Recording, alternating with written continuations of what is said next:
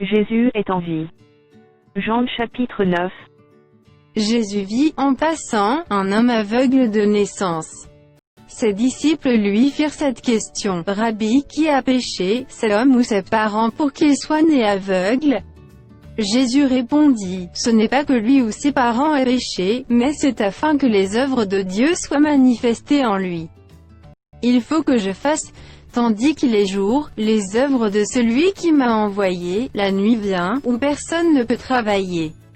Pendant que je suis dans le monde, je suis la lumière du monde. Après avoir dit cela, il cracha à terre, et fit de la boue avec sa salive. Puis il appliqua cette boue sur les yeux de l'aveugle.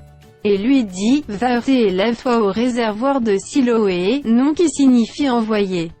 Il y alla, se lava, et s'en retourna voyant clair. Ses voisins et ceux qui auparavant l'avaient connu comme un mendiant disaient: N'est-ce pas là celui qui se tenait assis et qui mendiait? Les uns disaient: C'est lui. D'autres disaient: Non, mais il lui ressemble. Et lui-même disait: C'est moi. Ils lui dirent donc: Comment tes yeux ont-ils été ouverts? Il répondit: L'homme qu'on appelle Jésus a fait de la boue, a oint mes yeux, et m'a dit: Va au réservoir de Siloé, et lave-toi. J'y suis allé, je me suis lavé, et j'ai recouvré la vue. Ils lui dirent: Où est cet homme? Il répondit: Je ne sais. Ils menèrent vers les pharisiens celui qui avait été aveugle. Or, c'était un jour de sabbat que Jésus avait fait de la boue, et lui avait ouvert les yeux. De nouveau, les pharisiens aussi lui demandèrent comment il avait recouvré la vue. Et il leur dit: Il a appliqué de la boue sur mes yeux, je me suis lavé, et je vois. Sur quoi quelques-uns des pharisiens dirent: Cet homme ne vient pas de Dieu, car il n'observe pas le sabbat. D'autres dirent: Comment un homme pécheur peut-il faire de tels miracles? Et il y eut division parmi eux. Ils dirent encore à l'aveugle: Toi, que dis-tu de lui, sur ce qu'il t'a ouvert les yeux? Il répondit: C'est un prophète. Les Juifs ne crurent point qu'il lui était aveugle et qu'il eût recouvré la vue jusqu'à ce qu'ils eussent fait venir ses parents. Et ils les interrogèrent, disant: Est-ce là votre fils que vous dites être né aveugle? Comment donc voit-il maintenant? Ses parents répondirent: Nous savons que c'est notre fils, et qu'il est né aveugle. Mais comment il voit maintenant, ou qui lui a ouvert les yeux, c'est ce que nous ne savons. Interrogez-le lui-même, il a de l'âge, il parlera de ce qui le concerne.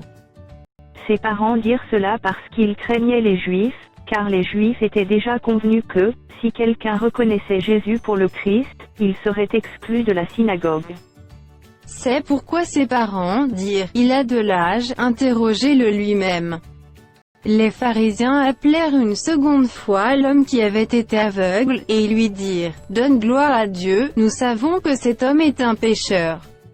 Il répondit: S'il est un pécheur, je ne sais, je sais une chose, c'est que j'étais aveugle et que maintenant je vois. Ils lui dirent: Que t'a-t-il fait? Comment t'a-t-il ouvert les yeux? Il leur répondit: Je vous l'ai déjà dit, et vous n'avez pas écouté, pourquoi voulez-vous l'entendre encore? Voulez-vous aussi devenir ses disciples? Ils l'injurièrent et dirent: C'est toi qui es son disciple, nous sommes disciples de Moïse. Nous savons que Dieu a parlé à Moïse, mais celui-ci, nous ne savons d'où il est.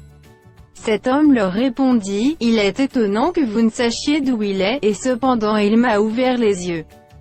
Nous savons que Dieu n'exauce point les pécheurs, mais, si quelqu'un l'honore et fait sa volonté, c'est celui-là qui l'exauce. Jamais on n'a entendu dire que quelqu'un ait ouvert les yeux d'un aveugle-né. Si cet homme ne venait pas de Dieu, il ne pourrait rien faire. Ils lui répondirent: Tu es né tout entier dans le péché, et tu nous enseignes. Et ils le chassèrent.